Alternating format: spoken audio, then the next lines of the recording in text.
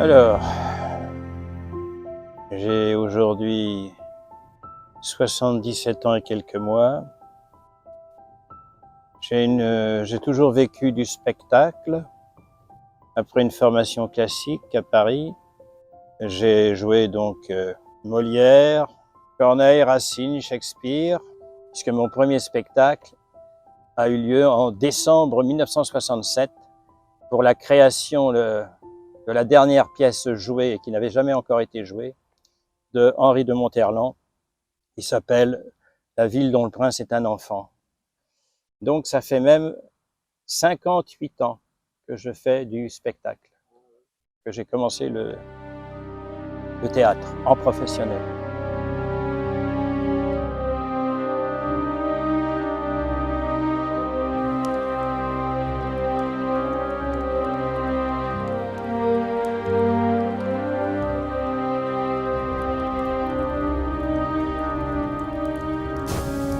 Et puis, après le service militaire, je me suis orienté vers le spectacle équestre. Mais que l'eau qui y coule est à tous. Quiconque y pêche, de quelque bord qu'il soit, a droit de prise.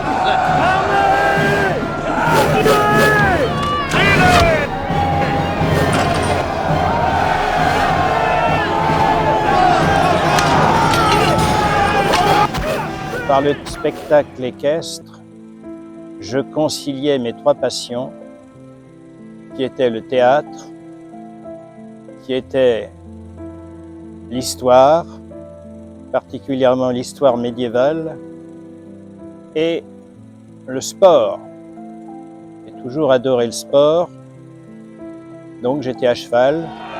Toi, Gilbert de Clairvoy, en ce jour de Pâques, de résurrection de notre Seigneur Jésus-Christ, j'accorde pleine et entière rémission de leurs fautes à tous ceux qui par convoitise, ignorance ou par obéissance durent suivre Clairvoy dans son dessein mécréant de nous combattre ce jour de Pâques. Et donc avec ces spectacles équestres, eh bien, j'ai parcouru un peu toute la France et les pays limitrophes, francophones, Belgique, Suisse. Voilà, j'ai vécu de cela. J'ai vécu de tournois de chevalerie qui étaient présentés à l'occasion des fêtes médiévales. Il y en a de très grandes en France, à Haumont, à Provins, Dinan.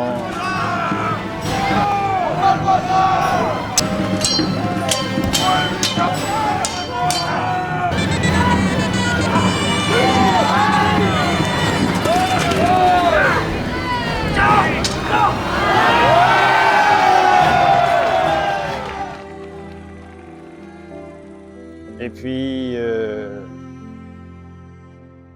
l'âge venant, à 65 ans, faire encore des chutes de cheval devenait un peu risqué, parce que c'était des chutes certes volontaires, à l'impact des lances, et puis souvent enchaînées avec un combat à la hache, une hache qui faisait souvent 3-4 kilos.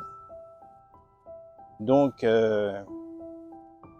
j'ai finalement été rejoint par la sagesse de l'âge et j'ai arrêté les spectacles, donc à 65 ans. Et j'ai une petite retraite, mais qui, pour un intermittent du spectacle, n'est pas négligeable quand on n'est pas une vedette.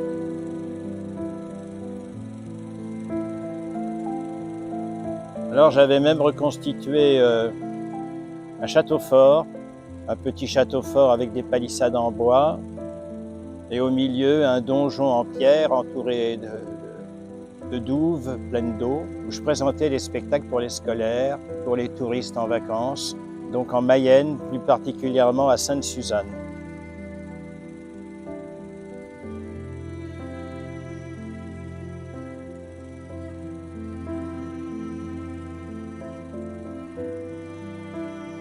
Hop, derrière. Que nul ne se permette de passer devant moi. Et attention aux cailloux. Il faut faire attention aux cailloux. Alors les amis de Buxières, je les connais depuis un certain temps, et même un temps certain, alors ça fait pas 48 ans quand même, mais ça fait bien... je crois que le premier spectacle que j'ai fait avec eux, c'est en 1984, où je suis intervenu parce que Michel Sarret avait voulu commémorer la bataille de Fontaine française. Et lors de cette bataille, Henri IV avait vaincu les Espagnols. Gilles Raoult.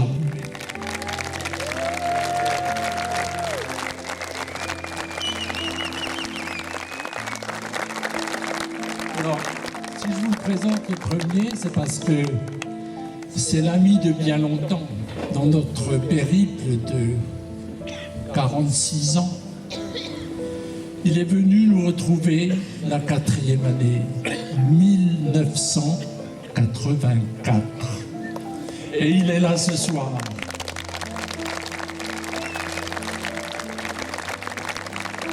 Il écrit le scénario. Il est metteur en scène de toute la partie du présentiel, c'est-à-dire des acteurs que vous avez vus sur scène pendant ce spectacle. Alors le spectacle que nous présentons aujourd'hui devant les murailles, les anciennes murailles médiévales de Saint-Dizier, avec les amis de Buxières, c'est un spectacle qui évoque la vie de Napoléon. C'est les idées de spectacle, c'est toujours Michel Sarret. Moi, je suis à son service en tant que petite main, si on veut, c'est-à-dire j'écris les textes.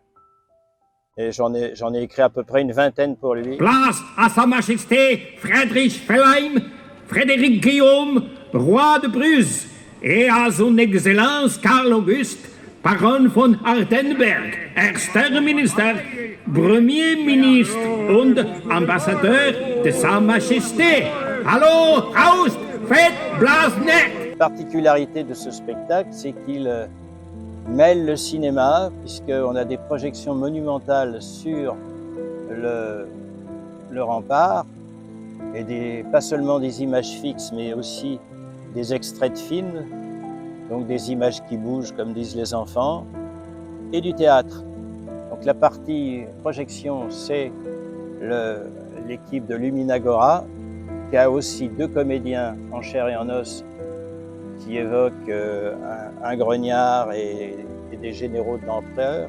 Et cela donc en nocturne, avec des belles lumières, qui vont faire oublier 2025 pour être reporté de 1769 avec la maman de Napoléon, Maria Laetitia, qui va parler de son fils jusqu'à 1815 et même 1821, date de la mort de Napoléon. Un spectacle de plein air pour les enfants, qui est visible par tous.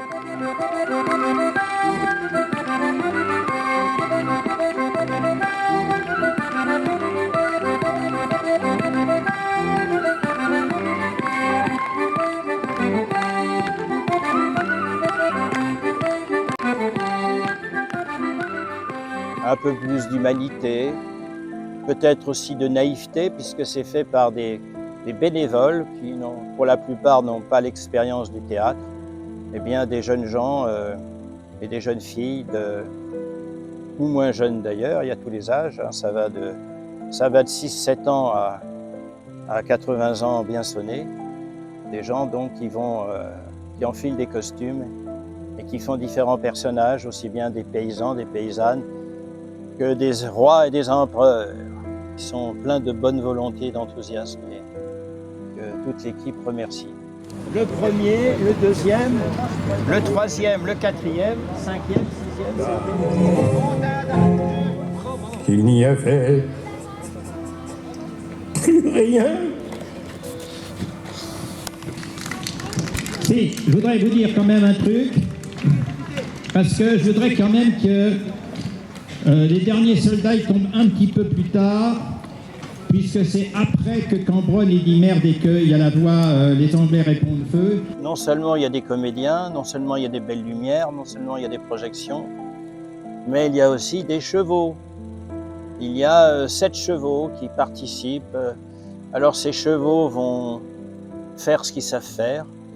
Ils vont charger au galop. Ils vont faire des passages au trot, faire des figures. Ils vont faire du carrousel, comme on appelle, sur une belle musique. Et même de la voltige djigit, la voltige en ligne droite ou de la voltige académique en cercle. Voilà, alors c'est une association qui s'appelle l'écurie des Puy d'Émez. Voilà.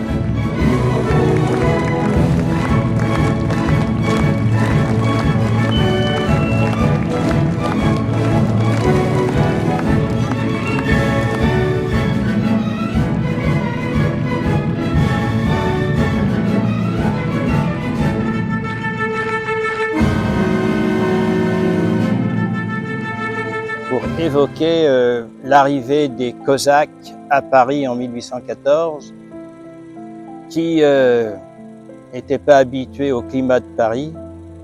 Ils devaient trouver un peu chaud et du coup, ces Cosaques avaient toujours soif. Et ils réclamaient à boire dans les cafés parisiens. Et après avoir commandé leur chope de bière ou leur verre de vin, je ne pense pas qu'il y avait beaucoup de vodka à l'époque dans les cafés parisiens. Ils disaient « bistrot, bistrot », ce qui veut dire en russe « vite, vite, vite ». Et le mot est passé dans notre langage courant, puisque aujourd'hui un bistrot, ça désigne un café où l'on sert des consommations. Et alors là, on va aller voir se faire servir par des jolies serveuses parisiennes, mamelues comme il faut, ainsi qu'on les voit aussi à Munich pour servir la bière. Et donc pour les remercier des bocs et aussi peut-être pour s'efforcer de les séduire, ces Cosaques qui ne devaient pas tellement manier la poésie, mais qui par contre savaient bien monter à cheval, eh bien vont faire des figures de voltige pour éblouir les belles. Hey! Hey! Hey! Allez! Allez! Allez!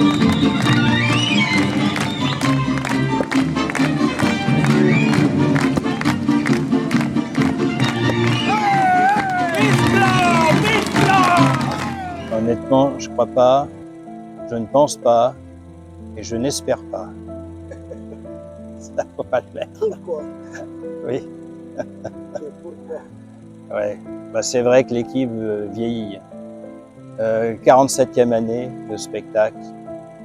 Et tous les chefs ont entre 70 et 85 ans.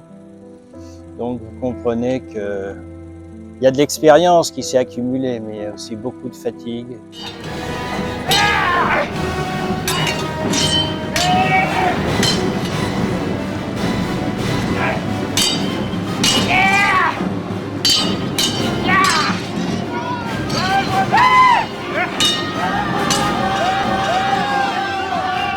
Ouh là là.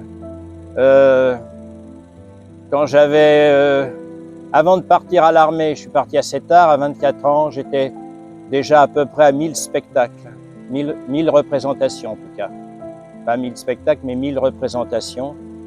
Là, maintenant, je dois être facilement à 4 ou 5 000.